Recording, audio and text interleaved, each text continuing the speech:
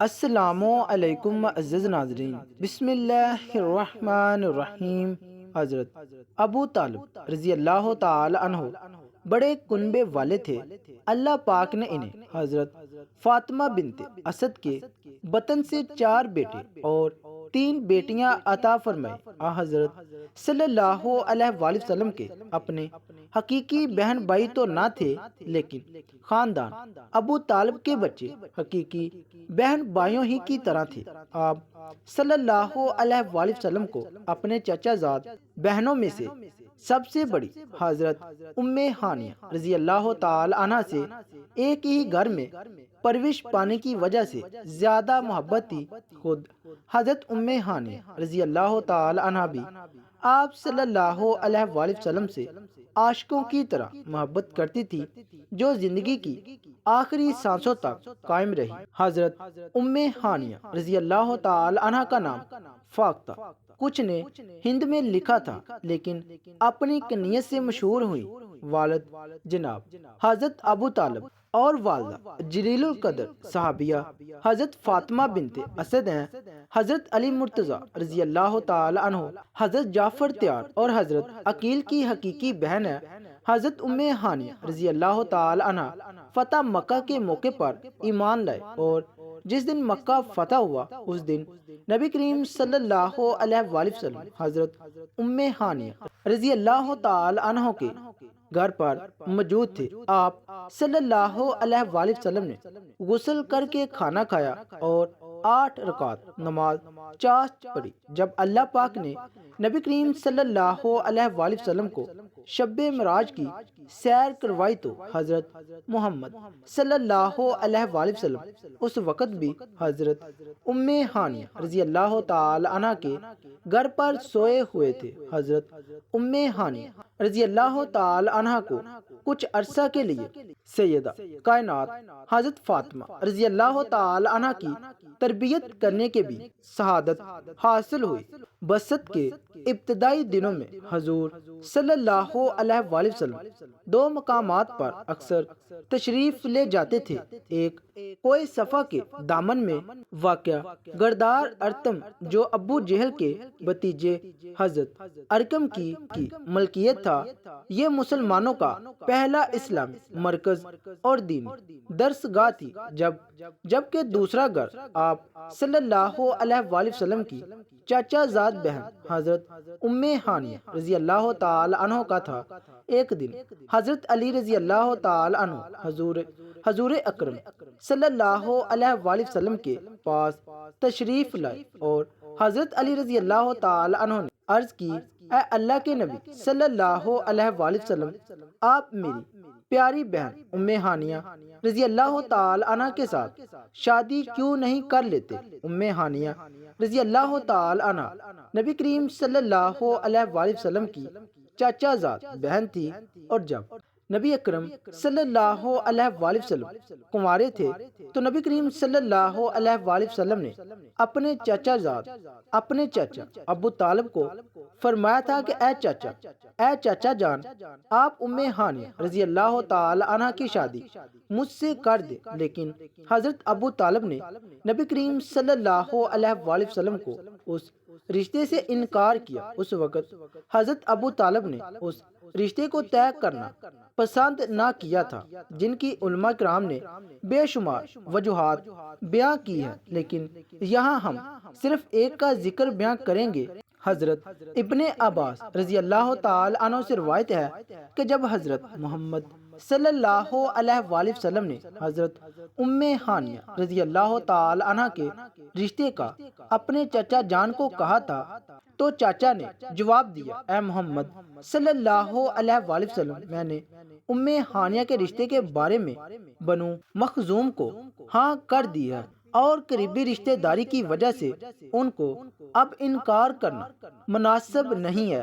یہ اس وقت کی بات ہے جب نبی کریم صلی اللہ علیہ وآلہ وسلم نے حضرت ختیجہ رضی اللہ تعالی عنہ سے شادی بھی نہ کی تھی، تو حضرت ابو طالب رضی اللہ تعالی عنہ نے حضرت ام ہانیہ کی شادی حبیرہ بن ابی وہاب سے کر دی تھی۔ حضرت ام ہانیہ رضی اللہ تعالی عنہ کے خاوند نے اسلام قبول نہیں کیا تھا، جس کی وجہ سے ان دونوں میں علیحدگی ہو گئی۔ پھر ایک جنگ میں خاوند کے مرنے کے بعد حضرت ام ہانیہ رضی اللہ تعالی عنہ بیوہ ہو گئی۔ اس کے بعد حضرت علی رضی اللہ تعالی عنہ کا بہت دل کرتا تھا کہ میری بہن حضرت ام ہانیہ رضی اللہ تعالی عنہ کی شادی حضرت محمد صلی اللہ علیہ وآلہ وسلم سے ہو جائے، تو یہ بہت ہی شرف اور اعزاز کی بات ہوگی۔ ایک دن حضرت علی رضی اللہ تعالی عنہ نے رسول کریم صلی اللہ علیہ وآلہ وسلم سے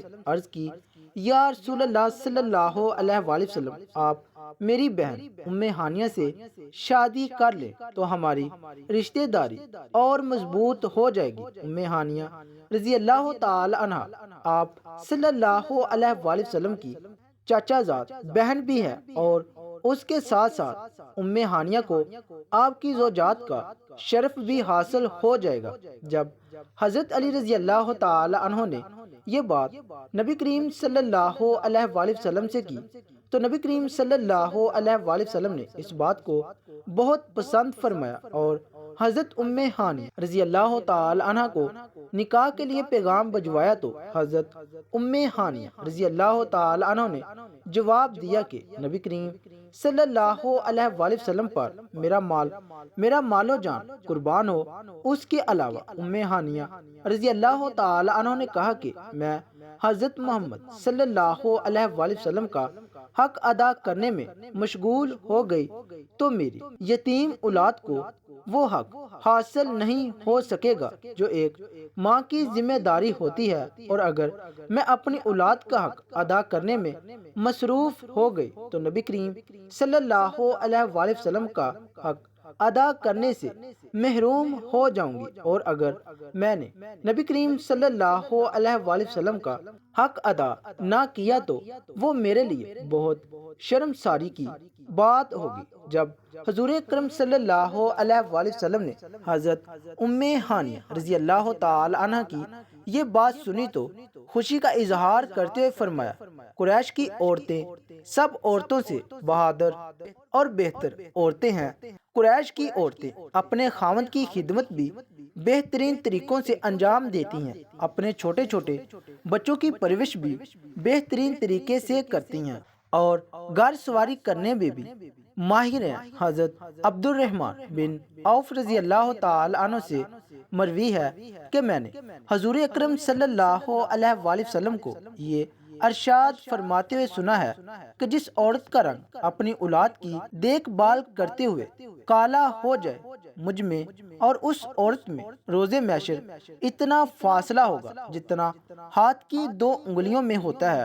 حضرت صلی اللہ علیہ وآلہ وسلم سے ان کو جو عقیدت تھی وہ اس سے ظاہر ہے کہ آپ فتح مکہ کے زمانے میں ان کے مکان پر تشریف لائے اور شربت نوش فرمایا، اس کے بعد ان کو دیا۔ انہوں نے کہا، میں روزے سے ہوں لیکن آپ صلی اللہ علیہ وآلہ وسلم کا جھوٹا واپس نہیں کرنا چاہتی ہوں۔ بعض روایتوں میں ہے کہ انہوں نے پی لیا اور پھر خود ہی عرض کیا، یا رسول اللہ صلی اللہ علیہ وآلہ وسلم، میں روزے سے ہوں۔ حضور صلی اللہ علیہ وآلہ وسلم نے ارشاد فرمایا کہ اگر روزہ رمضان کی قضا کا ہے تو کسی دوسرے دن یہ روزہ رکھ لینا، اور اگر مخصوص نفلی ہے تو اس کی قضا کرنا یا نہ کرنے کا تم کو اختیار ہے۔ حضرت صلی اللہ علیہ وآلہ وسلم کو بھی ان سے بہت محبت تھی۔ ایک مرتبہ فرمایا، ام ہانیہ بکری لے لو، یہ بڑی خیر و برکت کی چیز ہے۔ ایک مرتبہ انہوں نے حضرت صلی اللہ علیہ وآلہ وسلم سے دریافت کیا کہ اب میں بوڑھی ہو گئی ہوں اور چلنے پھرنے میں مشکل ہوتی ہے، اس لیے ایسا عمل بتایا جائے جس کو بیٹھے بیٹھے انجام دے سکوں۔ آپ صلی اللہ علیہ وآلہ وسلم نے ایک وظیفہ بتلایا، فرمایا کہ سبحان اللہ 100 مرتبہ، الحمدللہ 100 مرتبہ، اللہ اکبر 100 مرتبہ، اور لا الہ الا اللہ 100 مرتبہ کہہ لیا کرو۔ حضرت ام ہانیہ رضی اللہ تعالی عنہ سے 46 حدیثیں مروی ہیں۔ ایک بار حضرت ام ہانیہ رضی اللہ تعالی عنہ نے عرض کی کہ یا رسول اللہ، میں نے حارث بن ہشام ابو جہل کے بھائی اور زہیر بن امیہ کو مان دے دی ہے، لیکن میرے بھائی حضرت علی ان دونوں کو اس جرم میں قتل کرنا چاہتے ہیں کہ ان دونوں نے حضرت خالد بن ولید کی فوج سے جنگ کی ہے۔ تو آپ صلی اللہ علیہ وآلہ وسلم نے فرمایا کہ اے ام ہانیہ رضی اللہ تعالی عنہ، جس کو تم نے مان دے دی اس کے لیے ہماری طرف سے بھی مان۔ حضرت ام ہانیہ کے غلام ابو مرہ نے بیان کیا کہ انہوں نے ام ہانیہ رضی اللہ تعالی عنہ فرماتی تھی کہ فتح مکہ کے موقع پر میں نبی کریم صلی اللہ علیہ وآلہ وسلم کی خدمت میں حاضر ہوئی۔ میں نے دیکھا کہ آپ صلی اللہ علیہ وآلہ وسلم غسل فرما ہے اور آپ کی صاحبزادی حضرت فاطمہ پردہ کیے ہوئے ہیں۔ میں نے حضور صلی اللہ علیہ وآلہ وسلم کو سلام عرض کیا تو آپ نے پوچھا کون ہے؟ میں نے بتایا کہ میں ام ہانیہ ہوں، تو آپ نے فرمایا مرحبا ام ہانیہ۔ پھر جب آپ نہانے سے فارغ ہو گئے تو 8 رکعت نماز پڑھی۔ جب آپ نماز سے فارغ ہوئے تو میں نے عرض کیا یا رسول اللہ صلی اللہ علیہ وآلہ وسلم، میں نے اپنے شوہر حبیرہ کے فلاں بیٹے کو پناہ دی رکھی ہے، لیکن میرے بھائی حضرت علی کا دعویٰ ہے کہ وہ اس شخص کو ضرور قتل کرے گا، جبکہ میں نے اسے اپنے گھر میں پناہ دے رکھی ہے۔ رسول اللہ صلی اللہ علیہ وآلہ وسلم نے فرمایا ام ہانی، جسے تم نے پناہ دی اسے ہم نے بھی پناہ دی۔ امام بخاری اس حدیث کی تشریح کرتے ہوئے تحریر کرتے ہیں کہ اس حدیث سے معلوم ہوا کہ اسلامی ریاست میں اگر مسلمان عورت بھی کسی کافر کو ذاتی بنا کر پناہ دے دے تو قانون اس کی پناہ لاگو کیا جائے گا، کیونکہ اس بارے میں عورت بھی ایک مسلمان مرد حق رکھتی ہے۔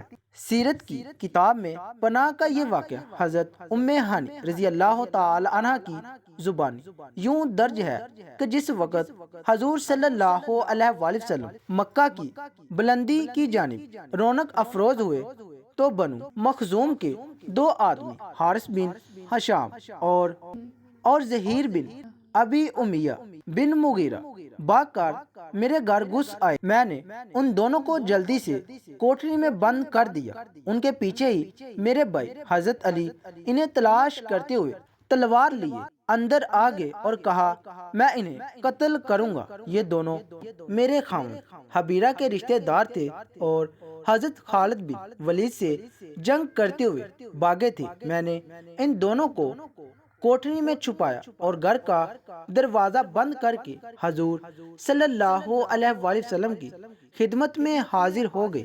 ام ہانیہ رضی اللہ تعالی عنہ کی اس مان کا ان دونوں مخزومی سرداروں پر یہ اثر ہوا کہ وہ نہ صرف مسلمان ہوئے بلکہ صحابہ اکرام میں بلند مرتبہ پایا۔ حارث ابو جہل کے حقیقی بھائی تھے جو غزوہ یرمک میں شہید ہوئے۔ حضرت ام ہانی رضی اللہ تعالی عنہ نے حضرت امیر معاویہ کی خلافت میں وفات پائی۔ اس وقت ان کی عمر 100 سال تھی۔ ان کے 4 بچے تھے جن کے نام ہانی، عمر و یوسف اور جدہ تھے۔ چاروں بچوں کو صحابی ہونے کا شرف حاصل تھا۔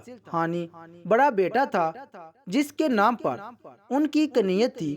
انہیں فقہ سے بے حد دلچسپی تھی۔ حضور صلی اللہ علیہ وآلہ وسلم سے مسائل دریافت کرتی رہتی اور انہیں دوسروں تک بھی پہنچاتی۔ حضرت ام ہانی رضی اللہ تعالی عنہ سے 46 حدیث مروی ہے۔